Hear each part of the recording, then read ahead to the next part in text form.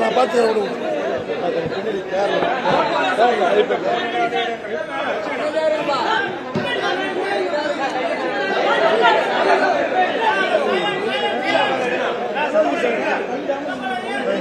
உடுங்க நிக்கிறாரு உடுங்க நான் பார்த்து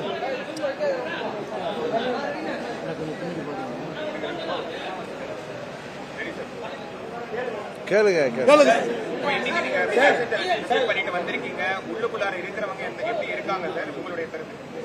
நான் பார்த்தது 2-3 பேர் ஸ்டேபிளா இருந்து ரெக்கவர் ஆகியிருக்கவங்கள டாக்டர்ஸ் காமிச்சாங்க. இன்னும் எனக்கு தகவல் ஒரு 20 பேர்கிட்ட ரொம்ப கிரிட்டிக்கலா இருக்காங்கிறது தான் இங்க உள்ள பொதுமக்களும் மற்றவர்களும் சொல்ற தகவல். இதுவரை 57 பேர் இறந்திருப்பதாக தகவல்கள் கிடைத்திருக்குது. இன்னும் கிட்டத்தட்ட 160 பேர்கிட்ட இன்னும் ட்ரீட்மெண்ட்ல இருக்காங்க. அவங்க எல்லாம் பூரண குணமடைந்து உடல் நலத்தோடு திரும்பணும்னு நாங்கள் பிரார்த்தனை செய்து கொண்டிருக்கிறோம். இந்த கள்ளச்சாராய சாவுக்கு முழு காரணம் ஏன்னா நான் 2-3 நாளா விசாரிச்சு தான் இன்னைக்கு வர்றேன். இங்க எங்க பால்ராஜ் இங்கேயே கள்ளக்குறிச்சியில் கவுன்சிலராக உள்ளவர், 3வது முறை கவுன்சிலராக உள்ளவர்.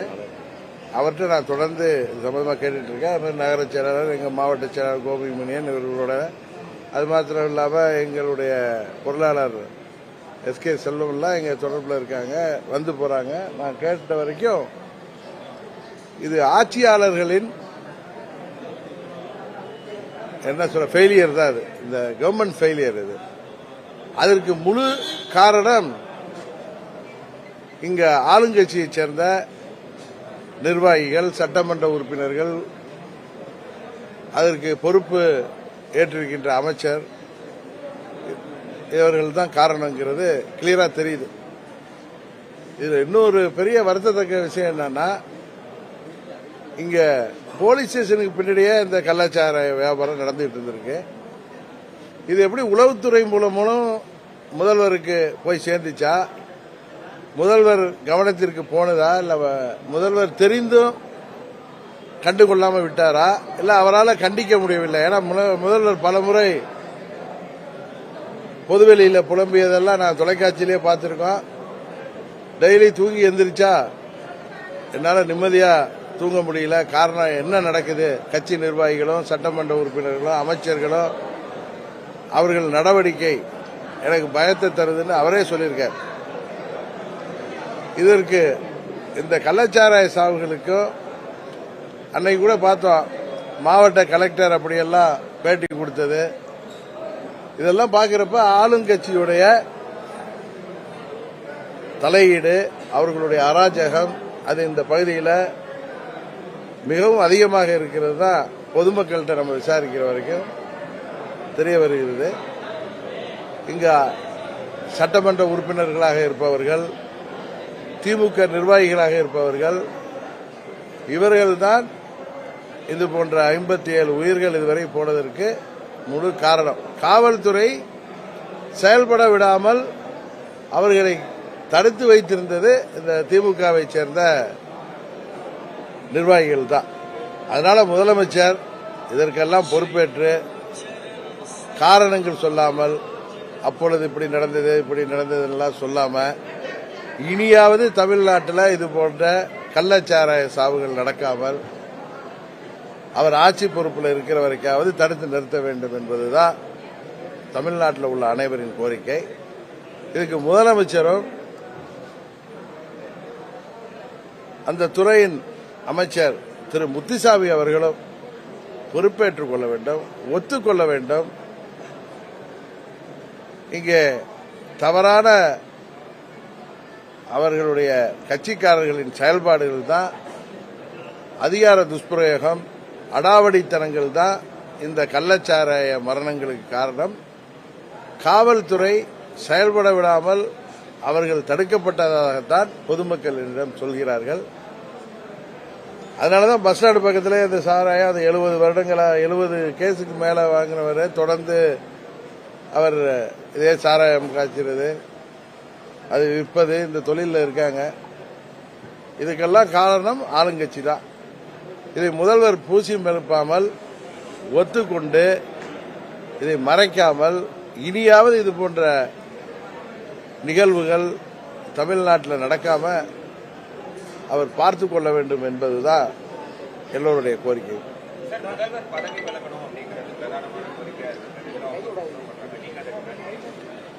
அதாவது முதல்வர் பதவி இதுக்கெல்லாம் பொறுப்பேற்று முதல்வரும் குறைந்தபட்சம் இந்த துறையின் அமைச்சராக இருக்கிற திரு முத்துசாமி அவர்களும் இதுக்கெல்லாம் பொறுப்பேற்று நாங்கள் தான் இதுக்கெல்லாம் காரணம், இனிமேல் இது மாதிரி நடக்காம நாங்கள் பார்த்துக் கொள்கிறோம். இதை நாங்கள் எங்களுடைய நிர்வாக கோளாறு, ஆட்சியில் ஏற்பட்ட ஒரு தவறான முடிவுகள், இன்னும் சொல்லப்போனா எங்கள் கட்சிக்காரர்களை நாங்கள் கட்டுப்படுத்த தவறியது, இதுதான் இதுக்கெல்லாம் காரணம் என்பதை அவர்கள் ஒற்றுக்கொண்டு இனியாவது இது போல நடக்காமல் பார்த்துக் கொள்ள வேண்டும். ஏன்னா நம்ம அவங்களுடைய ரெசிக்னேஷன் எல்லாம் கேட்டா கூட அவங்க ஆட்சி முடிஞ்சு மக்கள் தூக்கி எறிகிற வரைக்கும் அவங்க இதை விட்டுலாம் விலகிறவர்களுக்கு பெருந்தன்மையானவர்கள் கிடையாது, பொறுப்பேற்பவர்கள் கிடையாது. இன்னும் அவங்க ஆட்சி இருக்கிற இந்த 1.5 ஆண்டுகள் இது போன்ற நிகழ்வுகள் நடக்காமல் அவர்கள் கட்சிக்காரர்களை கட்டுப்படுத்தி காவல்துறையும் மாவட்ட நிர்வாகமும் சரியாக செயல்படுவதற்கு அனுமதிக்க வேண்டும் என்பதுதான் எல்லோருடைய கோரிக்கை. விசாரணை மற்றும் ஒரு நபர் ஆணையம் உட்பட இந்த விசாரணைகள் இருக்கு இல்லைங்களா, இது சரியாக செயல்படுகிறதா, செயல்படுமா என்பது அந்த கருத்துக்கள் சொல்லுங்க சார். ஏற்கனவே பேரறிஞர் அண்ணா அவர்கள் ஒரு முறை சொல்லியிருக்கிறது தான் எனக்கு ஞாபகத்து வருது. அதே படிச்சனா ஆங்கிலேயர் ஆட்சி காலத்தில் இருக்கிறப்ப இந்தியா முழுவதும் மக்கள் போராட்டங்கள்லாம் நடத்துறப்ப அந்த போராட்டங்களில் உள்ள நியாயத்தை புரிஞ்சுக்கிட்டு அதே நேரத்தில் மக்கள் கோரிக்கையை நிறைவேற்றாமல் இருப்பதற்கும் அதை திசை திருப்பதற்கும் ஆங்கிலேயர்கள் நம்ம நாட்டை ஆட்சி செய்தப்ப இது போன்ற விசாரணை கமிஷன்களை ஆரம்பிச்சு தற்காலிகமாக மக்களை அமைதிப்படுத்துவாங்க.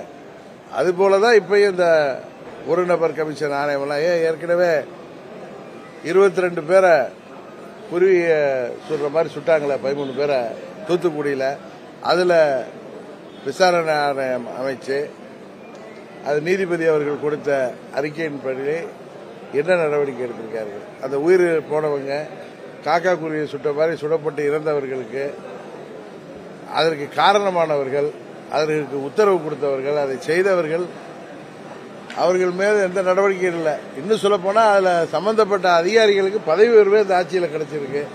அது மாதிரி இன்னொரு ஆணையம் அமைச்சாங்களா, ஆறுமுகசாமி ஆணையம்னு எடுத்து மக்கள் வரிப்பணம் வீணானதுதான் மிச்சம். நான் நீதிபதியை நான் குறை சொல்லவில்லை. அவர்கள் கொடுக்கின்ற அறிக்கை மீது எந்த நடவடிக்கை எடுக்காது. 3 மாசம் ஆனா மக்கள் அதை மறந்துடுவாங்கன்னு.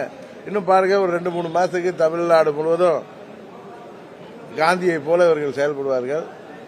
எங்கேயுமே சாராய வியாபாரம் எதுவும் இருக்காது. 3 மாசம் கழித்து மீண்டும் இதெல்லாம் தொடர ஆரம்பிக்கும். இதுதான் இது நடக்குது. தயவு செய்து ஆட்சியாளர்கள் தங்களுக்கு ஆள மக்கள் உரிமை கொடுத்திருக்கார்கள். பணத்தை கொடுத்து மக்களை விலைக்கு வாங்கி விடலாம், எலெக்ஷன் வர்றப்ப ஓட்டுக்கு பணம் கொடுத்து அப்படிங்கிற மனநிலையை விட்டுவிட்டு அவர்கள் இந்த ஆட்சியாளர்கள் தகுந்த நடவடிக்கை எடுத்து மக்களோடு உயிரோடு விளையாடாமல் இந்த அரசாங்கம் செயல்பட வேண்டும் என்பதுதான் எல்லோருடைய கோரிக்கை. திமுக எம்எல்ஏக்கள் மீது நீங்களும் குற்றம் சொல்றீங்க, ஏற்கனவே பாமக கட்சி அன்புமணி அவரும் குற்றம் சொன்னாரு. ஆனா இதுக்கு அந்த 2 எம்எல்ஏ வந்துட்டு இது நிரூபிச்சா நாங்க பொது வாழ்வுக்கு பதவிகளுக்கு தயாரு, அவங்க நிரூபிக்க. அதாவது ஆளுங்கட்சி சட்டமன்ற உறுப்பினர்கள், மாவட்ட செயலாளர்கள், மற்ற நிர்வாகிகள் இவங்க தான் காரணம் பொதுமக்களே சொல்றாங்க. இது போய் நிரூபிக்கிறதுனா என்ன, இறந்து போனவர்கள் உறவினரை வைத்து இவங்க தான் காரணம் சொல்றாங்களா, இல்ல அதிகாரிகள் வந்து சொல்லுவாங்களா இருக்கிறவங்க? இது காரணம் இங்க உள்ள குறிப்பா இப்ப உளுந்தூர்பேட்டை சட்டமன்ற உறுப்பினர் பத்தி எந்த குற்றச்சாட்டு இல்லையே. இங்க சின்ன சேலம், ரிஷிவந்தியம் சட்டமன்ற உறுப்பினர்கள் பத்தி தான் எனக்கு பழக்கப்பட்ட ஊர்கள் தானே. சங்கராபுரம் அவர்கள் மேலதான், சாரி சின்ன சேலம், சங்கராபுரம் ரிஷிவந்தியம் சட்டமன்ற உறுப்பினர்கள் மேல்தான் குற்றச்சாட்டு. திரு டாக்டர் அன்புமணி ராமதாஸ் சொன்ன குற்றச்சாட்டு தான் மக்கள் சொல்றதுதான் அவரும் சொல்லியிருக்காரு.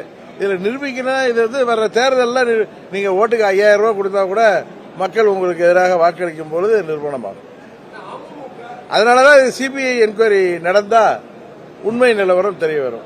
அதுக்காக தான் எல்லாரும் சிபிஐ என்கொயரி போடணும். ஏன்னா state police failure, intelligence failure, முதலமைச்சருக்கு தகவல் போடிச்சா போயிருந்தாலும் கண்டு காணாம விட்டுருக்காரா கட்சிக்காரர்களை, இல்ல தெரிந்து செய்யட்டுன்னு விட்டுருக்காரா அப்படிங்கறதெல்லாம் தெரிய வரும். இது வந்து போலீஸ் ஸ்டேஷன் பக்கத்திலே சாராயம் வித்தாங்கிறது, கள்ளச்சாராயம் வித்தது தான் ஊரறிந்த ரகசியமா இருக்கிறப்ப இதுல என்ன நிரூபணம் செய்யணும்? இது சிபிஐ என்கொயரி போட்டா இது வந்து நிரூபணமாகும். சிபிஐ என்கொயரி தான் இதுக்கு ஒரு சரியான நடவடிக்கையா இருக்க முடியும். அது சிபிஐ இதுல என்கொயரி பண்ணி குற்றவாளிகள் மீது நடவடிக்கை எடுக்கும்போது தமிழ்நாடு முழுவதும் இதுபோல கள்ளச்சாராயம் விற்பவர்கள், அவர்களுக்கு உடந்தையாக இருக்கிற அரசியல்வாதிகள் வருங்காலத்திலாவது திருந்துவார்கள். அதுக்கான ஒரு நடவடிக்கையாக இதை வந்து சிபிஐ இந்த விசாரணையை கொடுக்க வேண்டும் என்பதுதான் நியாயமாக இருக்கும். தமிழகத்தில் இருக்கக்கூடிய பல்வேறு கட்சிகள் வந்து பாதிக்கப்பட்டவர்கள் உயிரிழப்பு சந்திச்சு ஆறுதல் கூறுறாங்க, அவங்க வந்து நிவாரண உதவிகள் செய்யறாங்க. இப்போ தமிழக அரசு சார்பாக இருக்கக்கூடிய முதல்வர் இந்த மாதிரி பாதிக்கப்பட்டவர் நேரில் சந்திக்கல, அவங்க குடும்பத்தை போய் பார்க்கல, இது எப்படி நீங்க பாக்குறீங்க? முதல்வருக்கு மனதில் அச்சம் இருக்கும், அதான் காரணம். இல்லாட்டி 57 பேர் இறந்திருக்க, இன்னும் பல பேர் கவலைக்கிடமாக இருக்கிறப்ப அவர்களுக்கு நிவாரணம் அறிவித்தால் போதும், அந்த உயிர்களுக்கு 10 லட்சம் கொடுத்துட்டோம், இறந்து போன குடும்பங்கள் வாயை அடைத்து விட்டோங்கிற மாதிரி தான் அவருடைய செயல்பாடு இருக்கு. மனசாட்சி வந்து அவரை நிச்சயம் அச்சுறுத்தும்ல. ஏன்னா அதுக்கு காரணமானவர்களே அவங்க கட்சிக்காரங்கிறது எல்லாருக்கும் தெரியும். காவல்துறையை கை கட்டி போட்டிருக்கிறார்கள் தெரியும். அதனாலதான் அவர் வரலன்னு நான் நினைக்கிறேன். பாப்போம் முதல்வர் என்ன நடவடிக்கை எடுக்கிறான்னு பார்ப்போம். இப்ப பாஜக சார்பா தமிழ்நாடு முழுவதும் ஆர்ப்பாட்டம் நடத்தினாங்க, மற்ற எதிர்கட்சிகள் நடத்துறாங்க. பார்ப்போம் என்ன முதல்வர் என்ன செய்யறாருன்னு பார்த்துட்டு அடுத்தது முதல்வருடைய நடவடிக்கை எப்படி இருக்கு. இங்க வந்து பாதிக்கப்பட்ட குடும்பங்களை, பாதிக்கப்பட்டவர்களை இங்க கள்ளக்குறிச்சி பகுதிக்கு வந்து இங்க கருணாபுரத்திலேயே அந்த சுற்றிப்பட்ட கிராமங்களையும் வந்து விசாரிக்கிறாருன்னு பார்ப்போம். அதுக்கப்புறம் நம்ம என்னன்னு பார்ப்போம். முதல்வர் வந்து இனிமேல் இது போல தவறுகள் நடக்காம அரசாங்கத்தை நடத்தணுங்கிறதுக்கான ஒரு சாவு பணி மாதிரி, ஒரு அலாரம் மாதிரி இதை அடிச்சிருக்கு. இன்னும் சரியா நடந்துக்கணுங்கிறது தான் எல்லாருடைய விருப்பம், கோரிக்கை. என்ன செய்யறாருன்னு பார்ப்போம்.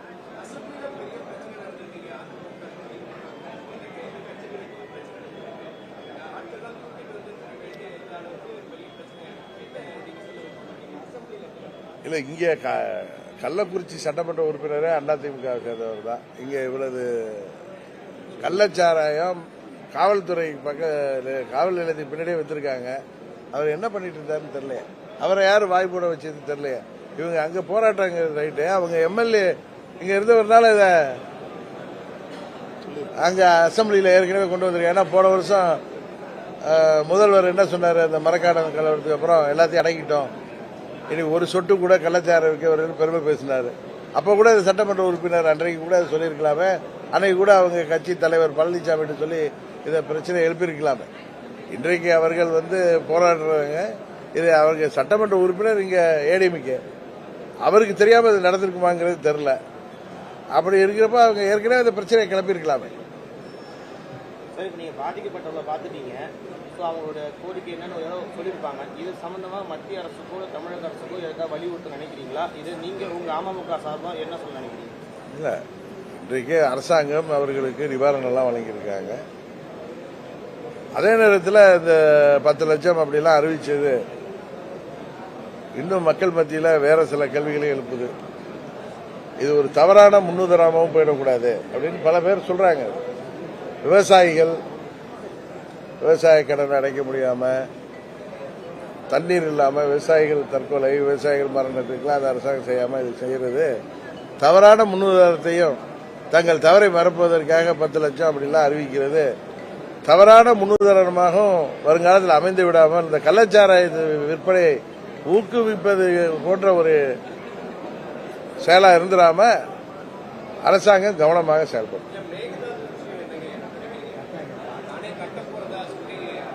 அதை அணையை கட்டவிடாமல் தடுக்க வேண்டியது தமிழ்நாடு அரசாங்கம், மத்திய அரசாங்கத்தின் கடமை. உச்சநீதிமன்ற தீர்ப்புப்படி கர்நாடக அரசாங்கம் நடந்து கொள்ள வேண்டும். அதற்கு தமிழக அரசாங்கம் முழு முயற்சியில செய்ய வேண்டும். சரி.